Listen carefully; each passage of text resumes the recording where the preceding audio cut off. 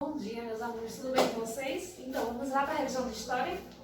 A revisão de história, lá no simulado, vai cair movimentos nativistas, certo? A vinda da família real para o Brasil e também vai cair a independência do Brasil, tá certo? Vamos colocar nesses 3 pontos para assim nós darmos sequência aos próximos assuntos. Gente, lembre, o que foi de movimentos nativistas? Como o próprio nome já está falando, são os nativos, certo? São movimentos criados pelos nativos, revoltados com alguma coisa ou com algo que estava acontecendo naquele momento. Nós temos aí, nós estudamos sobre 5 movimentos nativistas, certo? O primeiro foi a revolta dos Becos, certo? Ocorreu lá no Maranhão em 1684. E quem foi o traidor dessa revolta? O traidor foi Lázaro de Melo, certo? Lázaro de Melo foi o traidor. E professor, quem foi os Becos? Lembre, eles eram irmãos, certo? E a causa é porque os portugueses eles compravam mais caro ou mais barato, certo? E traziam para o Brasil e queriam vender mais caro.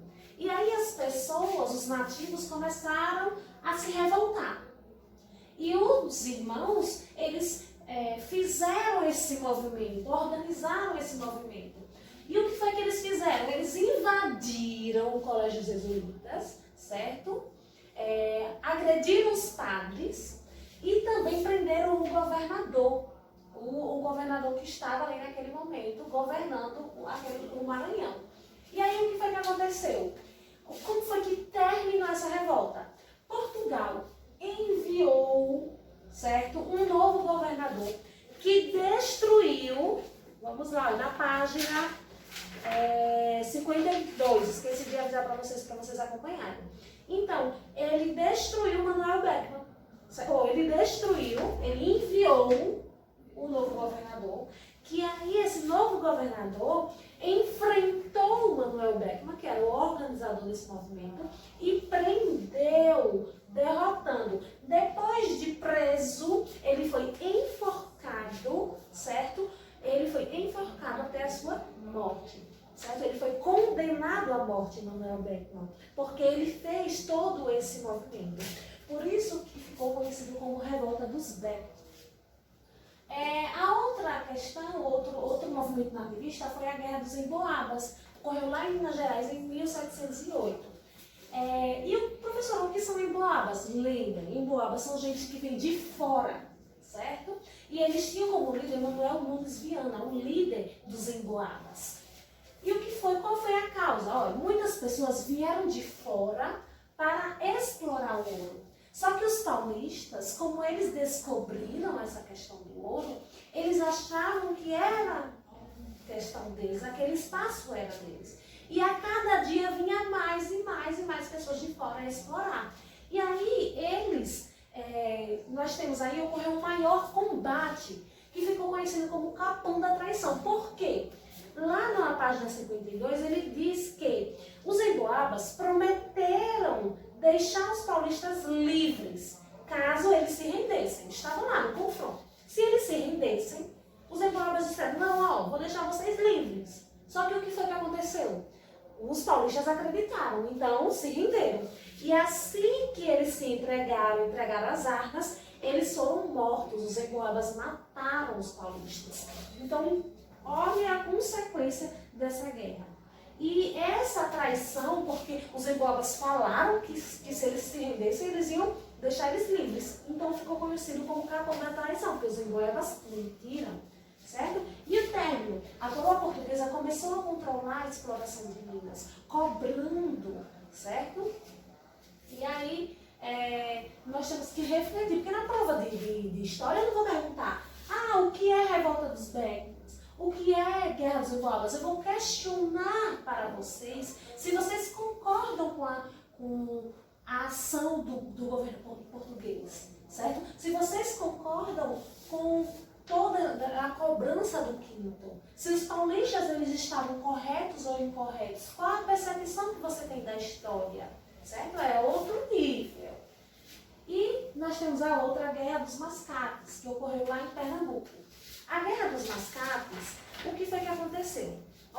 Nós tínhamos temos os mascates, que eram os portugueses de Recife, certo? Lembre, mascates eram os portugueses de Recife. E é o que eles queriam. Os mascates solicitaram, foram lá, senhor rei, né, vossa senhoria, teria condições de elevar Recife à categoria de vila? E aí o rei, disse sim, vou atender a sua solicitação. E agora vou demarcar os limites. Aqui é Olinda, que é Recife. E o que foi que aconteceu? Os olindenses sentiram-se prejudicados com a demarcação que o rei fez. E aí eles começaram a invadir Recife e lançaram a ideia de governo independente. E além disso, ainda quebraram todo o Pelourinho. O que era o Pelourinho? Era um símbolo de autoridade e poder. Certo? E como foi que terminou tudo isso, essa revolta dos olindenses contra a decisão do rei, da delimitação? Portugal nomeou um novo governo para Pernambuco e ordenou a prisão dos principais líderes, os líderes desses movimentos, certo? Então vocês lembrem que a Guerra dos Mascates foi uma insatisfação porque o rei disse que poderia sim, né, fazer essa mudança para a vila, e aí eles ficaram insatisfeitos. Então, a reação dos olindenses, eles acharam-se prejudicados, né, porque fez essa demarcação. E aí lançaram a ideia de um novo governo independente. Nós temos também a revolta de Filipe dos Santos. Lembre, Filipe dos Santos, eu expliquei, para quem participou da aula de sala, não foi massa? Eu expliquei a revolta de Filipe dos Santos. E nós temos aí que Filipe dos Santos, o que é que aconteceu? A causa. O governo queria explorar muito, queria explorar o ouro. E aí disse que iria cobrar 20% de todo o ouro que fosse extraído. Mas tiveram pessoas que não ficaram satisfeitas. Certo? E algum tempo depois, os revoltosos foram ao governo, né? Então, os manifestantes que foram chefiados por Filipe dos Santos, por isso que tem o nome Revolta de Filipe dos Santos, eles queriam que o governo diminuísse essa questão dos impostos. E aí o que foi que aconteceu? O governo prometeu atender às reivindicações dos manifestantes, que foram chefiados por Filipe. Só que o governador mandou prender todos os chefes desse movimento, certo? E todas as casas desses chefes foram queimadas. E Filipe dos Santos, que foi um dos chefes, foi enforcado, certo? Em praça pública. Então, sua cabeça foi exposta lá no Pelourinho da cidade, e o seu corpo esquartejado, braços de um lado, pernas de outro. Então, Filipe dos Santos ficou conhecido como Revolta de Filipe dos Santos por conta disso, dessa insatisfação da cobrança, né, da exploração do ouro. E aí Filipe dos Santos chefiou todos esses manifestantes, e aí tiveram essas consequências trágicas. A Inconfidência Mineira, que foi outro movimento nativista, lembrem que a quantidade de ouro que estava sendo extraído era cada vez menor, certo? E aí o governo português continuava a cobrar altos impostos. Independente da quantidade, ele estava cobrando altos impostos. Então, as pessoas não estavam satisfeitas. Por quê? As pessoas não podiam pagar. E aí, para forçar as pessoas, os povos pagarem, certo? Os impostos, o governo criou uma lei que permitia pegar tudo da casa da pessoa, todos os objetos de valores. Podia invadir essas moradias. E essa forma de cobrança ficou conhecida como derrama. Então, derrama é onde o governo poderia invadir a moradia das pessoas para pegar objetos de valores, certo? E aí, nesse clima de insatisfação, surgiu um movimento, que foi em 1789, conhecido como Conjunção Mineira, ou também Inconfidência Mineira, que tinha o objetivo de libertar o Brasil de Portugal. E aí eles queriam implantar um novo governo.